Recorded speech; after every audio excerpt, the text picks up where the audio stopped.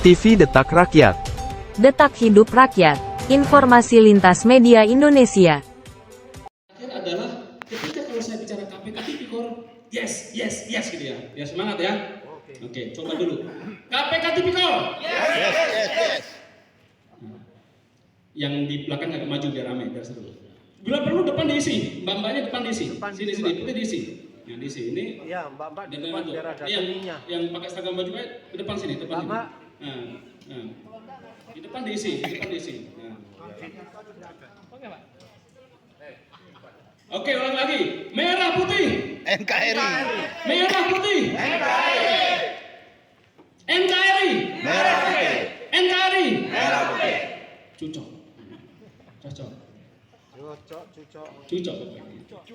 Baik Bapak Ibu, di sini next. Perkenalkan dulu nama saya, ya, Muhammad Sunandarywono, nah, atau yang dikenal Bang Sunan. Nah, saya kalau di Jakarta dikenal Bang Sunan. Ya, Bang Sunan biasanya sih orang-orang daerah ketika sudah terbentur suatu persoalan, ya, persoalan hukum, biasanya ditelepon saya dulu, gitu. Ada temuan-temuan ditelepon, biasanya saya dulu gitu ditelepon. Bagaimana cara merealisasikan terhadap temuan yang harus dibawa diseret kepada meja hijau pokoknya. Nah, nanti kita kaji, kita bedah karena ada aturan-aturan tertentu, nanti kita simak. Next. Nah, peranan daripada KPK Tipikor ini dalam pemberantasan korupsi serta strategi atas temuan terkait pertanggungjawaban keuangan negara. Ya, KPK Tipikor itu memainkan atau punya peran penting dalam pemberantasan korupsi. Kita ini punya peran penting dalam pemberantasan korupsi. Ini sekilas pemahaman tentang Tipikor dulu ya. Sedikit pemahaman tentang Tipikor dulu supaya nanti kita memahami apakah ini ranah Tipikor, apakah ini ranah kepada gratifikasi atau temuan-temuan lain, pidana-pidana lain. Nanti supaya teman-teman ya, Bapak Ibu supaya tahu ini mau dibawa kemana, supaya ini semua sekilas pandangan terhadap Tipikor, tindak pidana korupsi. Nah, KPK Tipikor itu dapat memberikan memberikan tekanan publik pada pemerintahan dan memastikan bahwa tindakan hukum diambil terhadap pelaku korupsi. Selain itu, ya, KPK Tipikor juga dapat melakukan pengawasan terhadap penggunaan anggaran, ya, dana-dana anggaran dari DD ya, ADD, ya, kemudian kecamatan, ya, ada anggarannya di situ, kemudian sampai dengan kabupaten, kota maupun provinsi itu ada anggaran BPD misalkan. Nah, dan untuk melaporkan temuan-temuan tersebut terkait pertanggungjawabannya, ya, terkait pertanggungjawabannya keuangan negara itu. Untuk itu kita harus punya strategi atas temuan-temuan tersebut. Nah, bagaimana strategi KPK Tipikor ini? Cara KPK Tipikor bekerja sama dengan pemerintah dalam melakukan reformasi, transparansi, dan akuntabilitas dalam penggunaan anggaran negara serta memperkuat lembaga auditor independen untuk memastikan bahwa laporan keuangan negara itu akurat dan bisa dipertanggungjawabkan. Setuju ya? Next.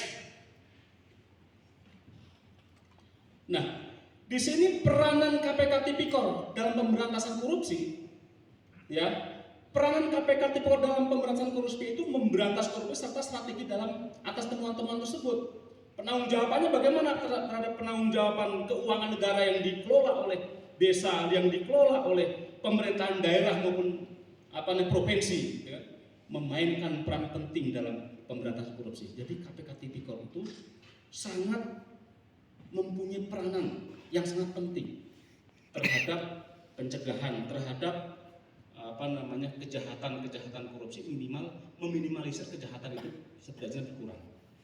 Gitu. Ini fungsinya KPK Tipikor. Jadi Bapak Ibu melakukan pengawasan, ya, terus kemudian pencegahan, ya kan. Nah, nanti pengawasan dan pencegahan strategi dalam pelaksanaan di lapangannya nanti di bab berikutnya. Next.